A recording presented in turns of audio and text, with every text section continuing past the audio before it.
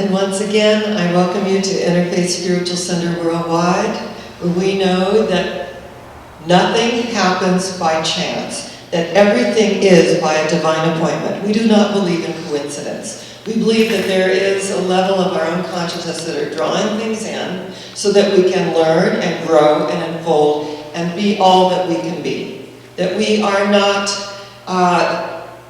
in other words, we kind of give our power away to people, places, and things, appearances, conditions, and effects that show up. So our goal is to not be moved by those things, to stand in our own power circle.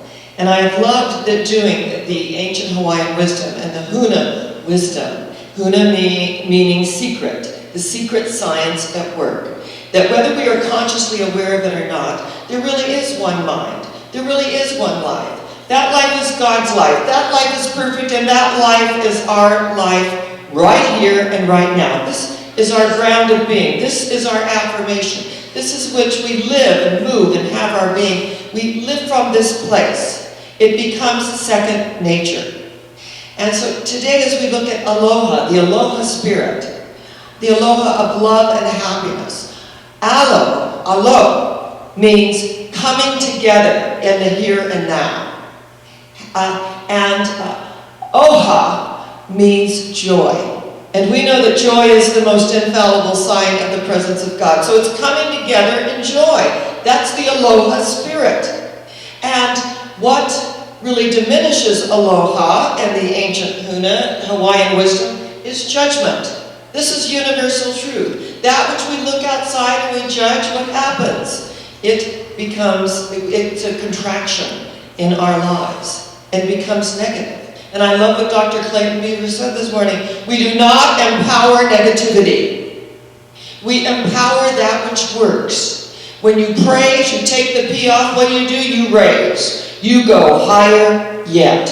Because when we are in a high place, we do not come down to the conditions, appearances, and effects that show up. Are we concerned about certain things? Yes, we address them. But we do not give our power away to them. We do not say, well, this is impossible. Remember, you take the word impossible, I am dash possible. I'm possible. And when we acknowledge this, when we open the space to let God do what God does best by means of each and every one of us, because we are co-creators with this God consciousness. Though I speak with the tongues of men and of angels, and have not love, I am as a sounding brass and a tinkling cymbal. I am hollow. I can have all the nice little words in the world, but if I don't have action with intention, faith without works is dead. So on this glorious day, as we look at the Aloha Spirit and the ancient Hawaiian wisdom, and one of my students, who is now a kahuna, Kahuna Kale, she's on Facebook, and she's an amazing artist and spiritual channeler. And in San Diego, she took all the Science of Mind classes and the coursework. And she shared once with me, and she was Hawaiian, and that Hawaiians come together with their foreheads and they breathe through their nose. They think kissing is kind of weird because it's taking breath. Of course, that's our conditioning. We think it's pretty nice. But in the ancient Hawaiian tradition, it's about life force energy. And it's about the give and take of energy. And when we acknowledge this give and take of energy, the life force energy, we want to empower that which works. One of my very, very favorite stories is about the great Polish pianist, concert pianist. His name was Paderewski. And he was having this amazing concert. And the hall was filled with people, and one woman had a darling little boy, and he was very, very well versed on the piano, and she wanted to take him to inspire him. So they got into this great hall, and they were seated in the front row. She was so grateful for that. And they sat there expectantly, and they saw the Steinway up on the stage, and they could hardly wait for this great concert pianist to come in and to absolutely send them to the next level of their own ecstasy. And when the curtain opened, much to her chagrin and horror, there was her little son. She'd kind of gotten involved in speaking with friends. He had disappeared, but he was up on the stage playing Twinkle, Twinkle, Little Star. Well, the mother was horrified, and before she could get up to go and retrieve her little son, Paderewski came out, the great master of the piano, the art of the pianist. And he whispered into the little boy's ear, "Stay where you are." And he began to join him in Twinkle, Twinkle, Little Star. He put his arm around not only the bass, but the energy of Twinkle, Twinkle, Little Star. And it was fantastic. And he had the little boy bow with him on the stage. Can you imagine what an influence this energy had on that little boy? That it wasn't like this great master, and how could somebody come and try to steal my thunder, so to speak. He drew the larger circle, and he included the little boy. Now, when I was speaking in Amsterdam, it was at the National Peace Monument in the Peace Square. And I was, in the middle of my talk, and suddenly you could see something flying back and forth. And it was a little boy throwing a hat, running and getting it, throwing a hat, running and getting it. And I said to my viewing audience, I'm sure you're wondering what that is. I said, it's a hat. And then Marion, she panned the little boy, picking up the hat and throwing it again. And I said, isn't it wonderful? The future generations are throwing their hat in for world peace. This is the future of our planet. So I just drew the larger circle and included this little boy because I thought this is what God gave me at this moment. So the truth is, this is the future generation. And when we acknowledge that we can draw the larger circle and include whatever is going on, then what does it do? It deepens the quality of our own experience, compassion, and understanding, because we're all part of the human condition. Yes, we get annoyed. We have stuff that happens, but we get over it much quicker because we know that we have a spiritual teaching that allows us, you feel the feeling and you let it go, returning it to its native nothingness from whence it came, because in truth, it is neither person, place, nor thing. It is only the life and the energy that is given unto it. It's what we do in the Aloha Spirit. It's not about putting our head in the sand. It's about addressing what's there in front of us at the moment. This is true love, and sometimes it's tough love, especially if we're raising children. And I can remember, we're almost into Halloween. I had moved to San Diego. I was a new widow, and Tricia had disappeared. And so we were out looking for her. I moved out on the bay in San Diego, on Riviera Drive. And we were looking like for hours for her. And I just kept knowing the truth and praying, and then I was crying in between all of this.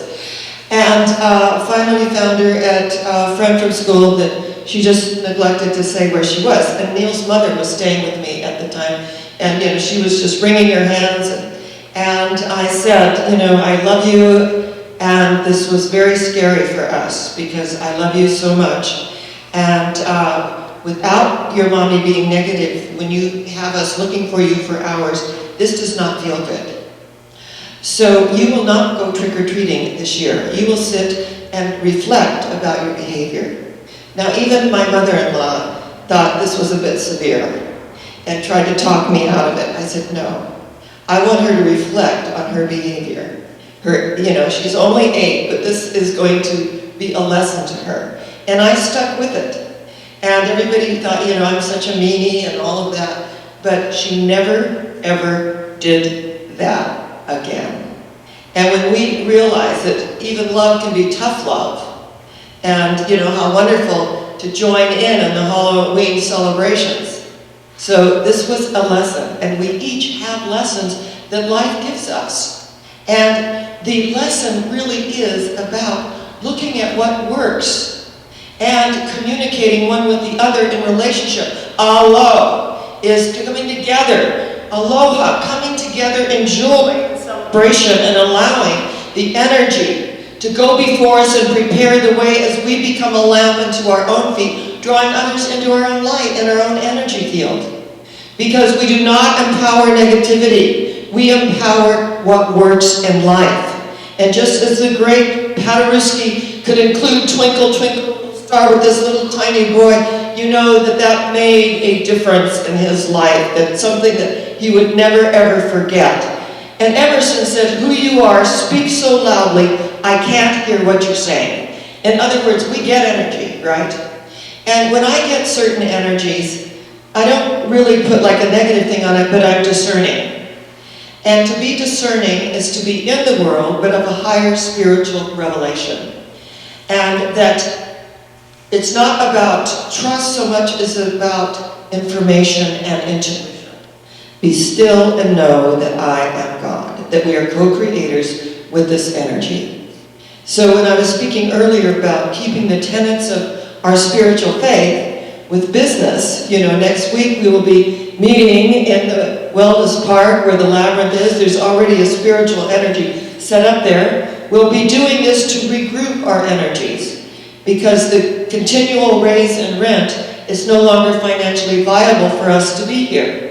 It's not that we can't afford it, as I said, because if you tell the universe you can't afford it, then the universe says you can't afford many things. So when we tell the truth is that it is not financially viable at this moment in time with the raise and rent. So this is what we're going to do. And this is what worked when I was in my San Diego ministry. That we met in Balboa Park, we met outside, it was glorious, it was fun, we picked people up that wouldn't necessarily come into a building. So there are pluses, you know, pros and cons in everything that we do. But we have to go with our own inner voice. Be still and know that I am God, that I am a co-creator. One university professor at Las Vegas University, he was teaching economics. And he came into the class and he said that this class started at 8 a.m., it was early. Came into the class and said, how was everybody's weekend? And everybody just sort of sat there. One guy said, not so good, I had my wisdom teeth removed. He goes, oh yeah, pretty challenging. He said, I had, you know, just a great weekend. And he said, I had to call AAA. I broke down on the freeway this morning, and I had to call AAA, you know, to come and get me. But it's a great day. And one of the students said, how can you remain so cheerful? My gosh, you broke down on the freeway. He said, the good news is, I live 17 miles from the university. I broke down about, a couple blocks coming off the freeway. It was in walking distance. I called AAA. They're going to meet me after class. So I didn't have to miss meeting with you in class. I'm here.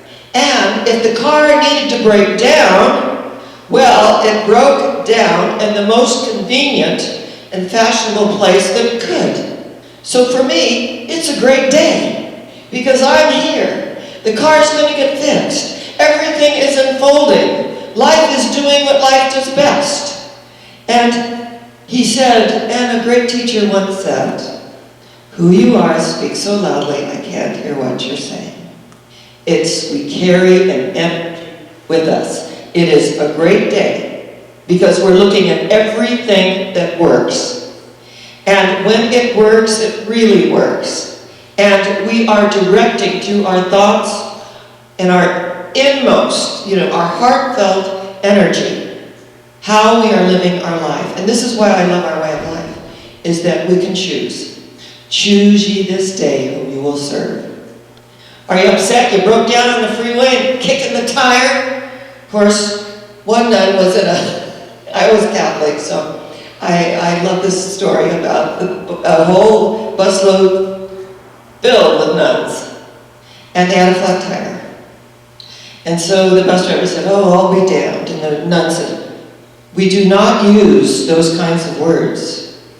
We only use words that are kind and loving. And we do not use curse words. And we bless everything. So she went outside, you know, and he'd already kicked the tire, you know, that was flat. She went outside and she blessed the tire. She knew that all was well, and she, you know, had a rosary in her hand, and she looked up into the heavens, and all of a sudden the tire filled with air, and she looked down and said, I'll be damned. Yeah, it's a miracle, right? So when the miracle really occurs, I'll be damned. Okay, all right. So we cancel that out, because I'll be loved. We are in the Aloha Spirit. We are acknowledging together. It's a great day. Even if we broke down, it was within walking distance. And when it's in walking distance, we get to keep our commitments. And when we keep our commitments, everybody wins. So this is why I love our way of life. So today, as we come together in the Aloha Spirit, we are acknowledging that nothing happens by chance. That a little boy can hop up on the stage and start playing Twinkle, Twinkle, Little Star, and it becomes the greatest moment for everyone in the audience because the Master, the touch of the Master's hand, brings it to a level of absolute oneness. And in this oneness, do we live and move and have our being. Each, and I want to bless this Lieberman Chapel. I want to see Temple Isaiah being viable financially because they're thinking of selling. And I just want to bless the energy here, the fact that we were here and that we have loved it. But now it's time to do something new. And the Bible states, behold, we are doing a new thing. And when we do a new thing, then it's a win-win.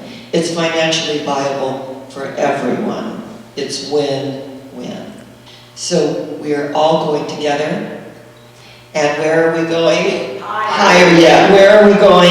Higher yet. Where are we going? Higher yet. Because we are in a high place and we will not come down. None of these outer things move us.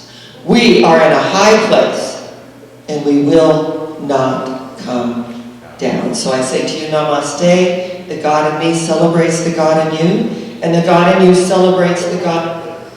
And I say Shalom, the peace that passes all understanding. And God bless us, every single one. And so it is. I love you. I'm grateful for you. And I do know that we are going higher yet. And so it is.